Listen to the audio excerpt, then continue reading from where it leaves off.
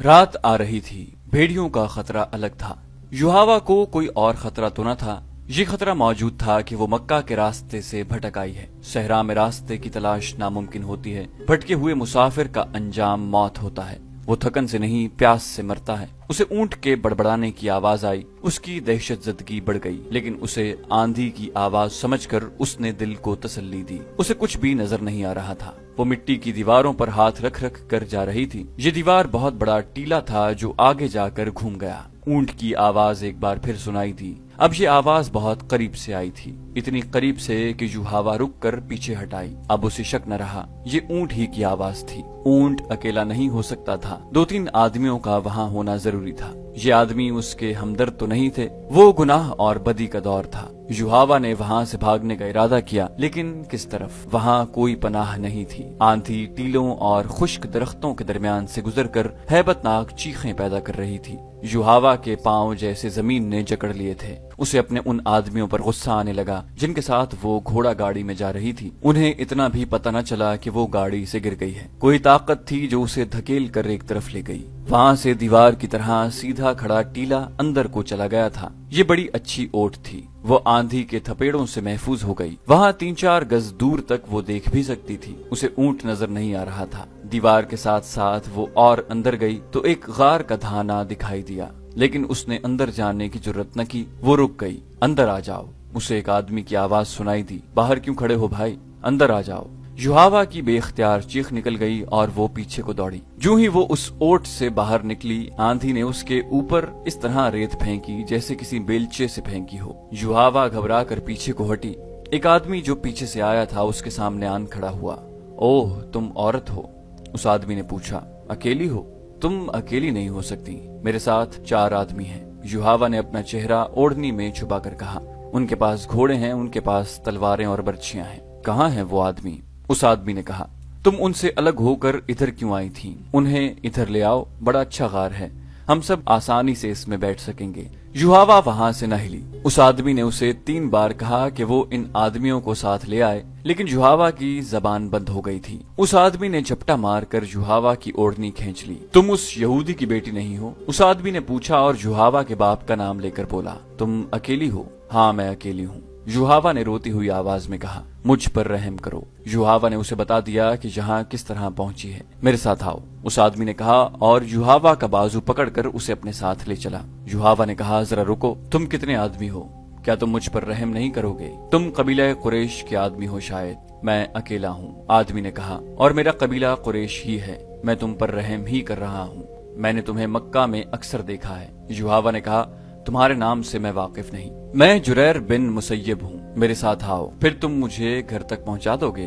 یوحاوا نے پوچھا۔ میں تمہیں ناراض نہیں کروں گی۔ اونٹ جس کی آوازیں یوحاوا نے سنی تھی وہ جرید بن مسیب کا تھا، جو باہر کہیں بیٹھا تھا۔ جریر یوحاوا کو غار میں لے گیا۔ جریر دراز قد، گٹھے ہوئے جسم اور دلکش چہرے مہرے والا جوان آدمی تھا۔ اس نے غار میں لے جا کر یوحاوا کو پانی پلایا اور ایک تھیلی اس کے آگے رکھ دی جس میں کھجوریں تھیں۔ خاموشی سے بیٹھی رہو، جرید نے کہا، آندھی کا زور ٹوٹ رہا ہے، میں تمہیں گھر پہنچا دوں گا۔ ذرا خاموش رہ کر اس نے یوحاوا سے پوچھا، تم نے یہ کیوں کہا تھا کہ میں تمہیں ناراض نہیں کروں گی؟ تم مجھے گھر پہنچانے کا معاوضہ لوگے؟ یوحاوا نے کہا، میں اور کیا معاوضہ دے سکتی ہوں؟ میں کوئی معاوضہ نہیں لوں گا، جرید نے کہا، میں ان میں سے نہیں ہوں۔ اگر میں نے تمہیں کسی سے لڑ کر چھینا ہوتا تو تم میرا انعام ہوتی، مگر تم نے مجھ سے رحم مانگا ہے، رحم کرنے کا معاوضہ کون لیتا ہے؟ یوحاوا اس کے منہ کی طرف دیکھتی رہی۔ جرید بن مسیب لیٹ گیا۔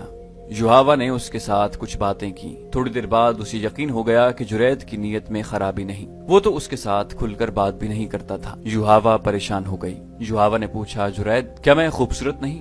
کیا تم مجھے پسند نہیں کرتے؟ جرید نے قہقہا لگایا مگر بولا کچھ نہیں۔ تم کیوں ہنسے ہو؟ یوحاوا نے پوچھا۔ میں تمہاری ہنسی سے ڈر گئی ہوں، خدا کی قسم تم بہت خوبصورت ہو۔ جرید نے کہا، تم میری پسند کی لڑکی ہو، لیکن جس طرح اور جس جگہ تم مجھے ملی ہو یہ مجھے پسند نہیں۔ میری مردانگی کو مت للکارو، تمہارا جسم مجھے بہت اچھا لگتا ہے، لیکن میرے دیوتا مجھ پر لعنت بھیجیں کہ میں نے مصیبت میں پھنسی ہوئی لڑکی کا ہاتھ پکڑا اور اس کے جسم کو اپنا انعام سمجھ لیا۔ जुरैद फिर खामोश हो गया। युहावा के दिल से खौफ निकलता चला गया और जुरैद उसे बड़ा ही खूबसूरत नजर आने लगा। मैंने जुरैद को मक्का में कई बार देखा था। युहावा ने काब बिन असद के घर में सबको ये कहानी सुनाते हुए कहा, लेकिन मैंने कभी उसकी तरफ कोई तवज्जो न दी थी। अपने कबीले में उसे कोई रुतबा या ऊंची हैसियत हासिल नहीं थी, मगर उस रोज गार में उसके पास तन्हा और बेबस बैठकर मुझे महसूस होने लगा कि ये तो ऊंची हैसियत वाले लोगों से भी ऊंचा है। आंधी का जोर टूटा तो सूरज डूब रहा था। उसने मुझे कहा, आओ चलें। मैं उसके पीछे पीछे गार से निकली। कुछ दूर उसका ऊंट टीले के साथ बैठा था। वो ऊंट पर बैठा और मुझे अपने पीछे बिठा लिया। उसके इशारे पर ऊंट चला।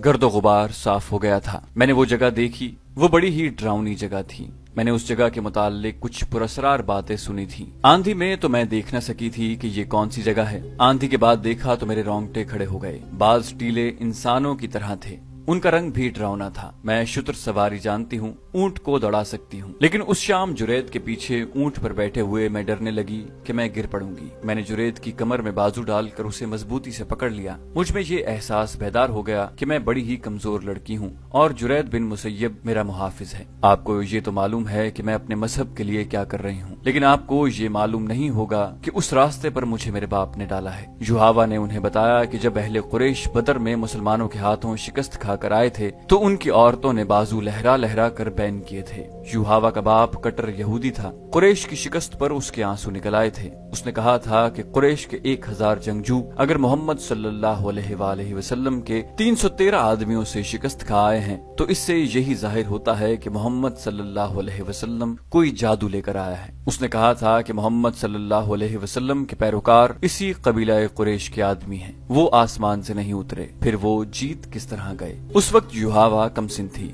अगले रोज उसके बाप ने घर वालों को अपना ख्वाब सुनाया जो उसने गुज़श्ता रात देखा था। उसने देखा कि उसके हाथ में तलवार है जो खून से लाल है और उसके सामने एक आदमी जमीन पर पड़ा तड़प रहा है। उसके कपड़े खून से लाल हैं। युहावा को मालूम नहीं कि ये कौन है जिसे उसने कत्ल कर दिया है। उसे एक आवाज सुनाई देती है, ये काम तुम्हें करना है। तड़पता हुआ जख्मी मर जाता है और लाश अपने आप जमीन में गायब हो जाती है। वहाँ से एक बड़ी खूबसूरत और कमसिन लड़की उभरती है जिसके होंठों पर मुस्कुराहट है। उस पर उस ख्वाब का ऐसा असर हुआ कि वो लैस बिन मोशान के पास चला गया और उससे ख्वाब की ताबीर पूछी।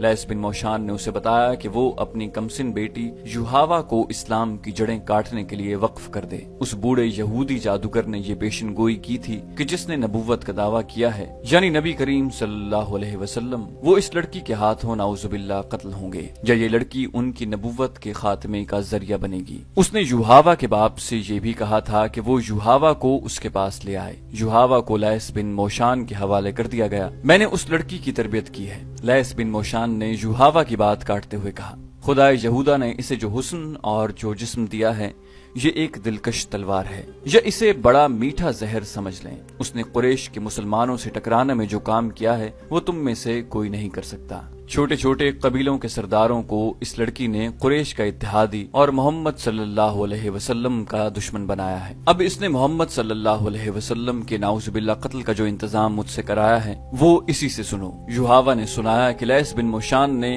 उसमें ऐसी जुर्रत और ऐसी अक्ल पैदा कर दी कि वो मर्दों पर अपने हुस्न का जादू चलाने की माहिर हो गई। छोटे छोटे कबीलों के सरदारों को इस लड़की ने कुरैश का इत्तेहादी और मोहम्मद सल्लल्लाहु अलैहि वसल्लम का दुश्मन बनाया है। अब इसने मोहम्मद सल्लल्लाहु अलैहि वसल्लम के कत्ल का जो इंतजाम नाउजुबिल्लाह किया है वो इसी से सुनो। युहावा ने सुनाया कि लैस बिन मोशान ने उसमें ऐसी जुर्रत और ऐसी अक्ल पैदा कर दी कि वो मर्दों पर अपने हुस्न का जादू चलाने की माहिर हो गई। हसीन लड़की होते हुए उसमें मर्दों जैसी जुर्रत आ गई, लेकिन उसका उस्ताद उसे ये न बता सका कि जिस नए अकीदे को रोकने का और जिस शख्सियत के कत्ल का उन्होंने इरादा कर रखा है वो अकीदा खुदा ने उतारा है और उस शख्सियत को खुदा ने इस अकीदे के फरोग के लिए रिसालत अता की है। युहावा की तरबियत ऐसी ही हुई कि वो अपने मजहब को दुनिया का वाहिद सच्चा मजहब समझती रही और ये न समझी कि हक परस्तों पर अल्लाह का हाथ होता है। खुदा ने उसे आंधी में तन्हा फेंक दिया, लेकिन वो खुदा का ये इशारा न समझ सकी।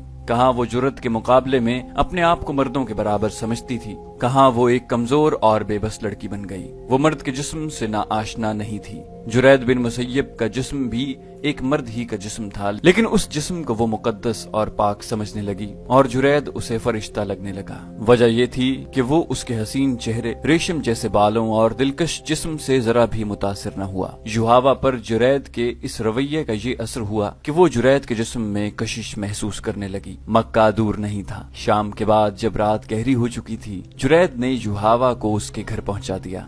युहावा के कला नुमा मकान का दरवाजा खुला तो उसका बाप परेशान नजर आया। उसे तवक्को नहीं थी कि उसकी बेटी जिंदा वापस आ जाएगी। उन्होंने जुरैद को रोक लिया और शराब से उसकी तवाज़ो की। जुरैद जब वापस चला गया तो युहावा ने अपनी जात में खला महसूस किया। दूसरे ही रोज उसने जुरैद को पैगाम भेजा कि उसे मिले। जुरैद आ गया। ये एक जज्बाती मुलाकात थी। जुरैद ने ये मुलाकात जज्बात तक ही रखी। उसके बाद उनकी मुलाकातें होती रहीं और जुरैद के दिल में भी युहावा की मोहब्बत पैदा हो गई। ये मोहब्बत पाक रही। युहावा हैरान थी कि उसके अंदर पाकीज़ा और वालिहाना मोहब्बत के जज्बात मौजूद हैं। एक रोज जुरैद ने युहावा से पूछा कि वो उससे शादी क्यों नहीं कर लेती। युहावा ने जवाब दिया, नहीं, मैं तुम्हारे जिस्म की पूजा करती हूँ। शादी हो गई तो जज्बात मर जाएंगे। जुरैद ने उसे कहा, मेरी बेटियां हैं, बेटा कोई नहीं। मैं दूसरी शादी करना चाहता हूँ, मुझे बेटा चाहिए। युहावा सोच में पड़ गई। वो जुरैद बिन मुसय्यब की ये ख्वाहिश पूरी करना चाहती थी। उसे एक रास्ता नजर आया। हमारा एक बुजुर्ग है, लैस बिन मोशान। युहावा ने कहा, उसके पास कोई इल्म है, उसके हाथ में कोई ताकत है। मुझे उम्मीद है कि वो अपने इल्म और अमल के जोर से तुम्हें उसी बीवी से बेटा देगा। तुम मेरे साथ चलो, वो मेरा अतालीक है। जुरैद बिन मुसय्यब उसके साथ लैस बिन मोशान के पास जाने के लिए तैयार हो गया। उनकी दोस्ती दो आदमियों या दो औरतों की सूरत इख्तियार कर गई थी। वो जब इकट्ठे बैठते तो रसूल करीम सल्लल्लाहु अलैहि वसल्लम के खिलाफ बातें करते, इस्लाम के फरोग को रोकने के मंसूबे भी बनाते थे। लेकिन जुरैद मुसलमानों के खिलाफ किसी जंगी कार्रवाई में शरीक नहीं होता था। युहावा को उसकी ये बात पसंद नहीं थी। वो उसे उकसाती और भड़काती थी। मेरा मजहब तुम हो। जुरैद बिन मुसय्यब ने उसे एक रोज फैसले के लहजे में कह दिया, तुम मेरी बीवी नहीं बन सकती तो न सही, मैं तुम्हें देखे बगैर जिंदा नहीं रह सकता। मैं तुम्हें एक राज बता देती हूँ जुरैद। युहावा ने उसे कहा, मैं किसी की भी बीवी नहीं बनूंगी। मेरे बाप ने मेरी जिंदगी यहूदियत के लिए वक्फ कर दी है। लैस बिन मोशान ने मुझे ये फर्ज सौंपा है कि इस्लाम के ज्यादा से ज्यादा दुश्मन पैदा करूं। मेरे दिल में अपने मजहब के बाद सिर्फ तुम्हारी मोहब्बत है। मुझे तुम अपनी मिल्कियत समझो। एक रोज जुरैद युहावा के साथ लैस बिन मोशान से मिलने उसके पास चला गया। युहावा उसे लैस बिन मोशान के सामने ले जाने की बजाय पहले खुद अंदर गई और उसने लैस को साफ अल्फाज में बताया कि वो जुरैद को मोहब्बत का देवता समझती है। उसने लैस बिन मोशान को बताया कि जुरैद ने उसे मौत के मुंह से निकाला था। उसने लैस को बताया कि जुरैद की बेटियां हैं, बेटा एक भी नहीं। क्या आपके इल्म में इतनी ताकत है कि जुरैद की बीवी के बतन से लड़का पैदा हो? युहावा ने पूछा। क्या नहीं हो सकता? लैस बिन मोशान ने कहा, पहले मैं उसे देखूंगा, फिर मैं बता सकूंगा कि मुझे क्या करना पड़ेगा। उसे मेरे पास भेज दो। युहावा ने उसे अंदर भेज दिया और खुद बाहर खड़ी रही। बहुत सा वक्त गुजर जाने के बाद लैस बिन मोशान ने जुरैद को बाहर भेजकर युहावा को अंदर बुला लिया। जो शख्स तुम जैसी खूबसूरत और दिलकश लड़की के साथ इतना अरसा पाक मोहब्बत कर सकता है, वो बहुत ही मजबूत शख्सियत का आदमी है। लैस बिन मोशान ने कहा, या वो इस कदर कमजोर शख्सियत का हो सकता है कि तुम्हारे हुस्न का जादू अपने ऊपर तारी करके तुम्हारा गुलाम हो जाए। जुरैद मजबूत शख्सियत का आदमी है। युहावा ने कहा, जुरैद की जात बहुत कमजोर है। लैस बिन मोशान ने कहा, मैंने तुम्हारे मुतालिक उसके साथ कोई बात नहीं की। मैंने उसकी जात में उतर कर मालूम कर लिया है। ये शख्स तुम्हारे तिलिस्म का असीर है। युहावा ने कहा, मुकद्दस तालिक, आप इसके मुतालिक ऐसी बातें क्यों कर रहे हैं? मैं उसे एक बेटा देना चाहती हूँ। मुझे उसके साथ इतनी मोहब्बत है कि मैंने ये भी सोच रखा है कि मैं उसके बेटे को जन्म दूं। नहीं लड़की, बूढ़े लैस ने कहा, तुम्हारी कोख से उसका बेटा जन्म नहीं लेगा। ये शख्स जरिया बनेगा उस फर्ज का जो खुदाए यहूदा ने मुझे और तुम्हें सौंपा है। युहावा खामोशी से लैस बिन मोशान के चेहरे पर नजरें जमाए हुए थी। जिसे तुम अपनी मोहब्बत का देवता समझती हो, वो इस शख्स को कत्ल करेगा जो कहता है कि उसे खुदा ने नबुव्वत दी। लैस बिन मोशान ने कहा, जुरैद से ज्यादा मौजू आदमी और कोई नहीं होगा। क्या आप पेशन गोई कर रहे हैं? युहावा ने पूछा। ये किस तरह कत्ल करेगा? इसे मैं तैयार करूंगा। ये तैयार नहीं होगा, युहावा ने जवाब दिया। ये कहा करता है कि इसका कोई मजहब नहीं। मोहम्मद सल्लल्लाहु अलैहि वसल्लम को ये अपना दुश्मन नहीं समझता, कत्ल गारत को पसंद नहीं करता। یہ سب کچھ کرے گا۔ بوڑھے لیس نے کہا، اس کے ذہن پر میرا قبضہ ہوگا، تم میرے ساتھ ہوگی۔ 3 روز تک یہ سورج کی روشنی نہیں دیکھ سکے گا۔ جب ہم اسے باہر نکالیں گے تو یہ ایک ہی بات کہے گا، کہاں ہے خدا کا نبی؟ وہ ہم میں سے ہے، میں اسے زندہ نہیں رہنے دوں گا۔ مقدس باپ، یوحوا نے رندھیائی ہوئی آواز میں التجا کی، جرید مارا جائے گا۔ یہ واحد شخص ہے، خدا یہودا سے بڑھ کر محبت کے لائق کوئی نہیں۔ لیس بن موشان نے کہا، تمہیں یہ قربانی دینی ہوگی۔ جرید اب مکہ کو واپس نہیں جائے گا۔ پھر یوحوا بھی مکہ کو واپس نہ گئی، جرید بن مسیب بھی نہ گیا۔ بوڑھے لیس نے دونوں کو 3 دن اور 3 راتیں ایک کمرے میں بند رکھا۔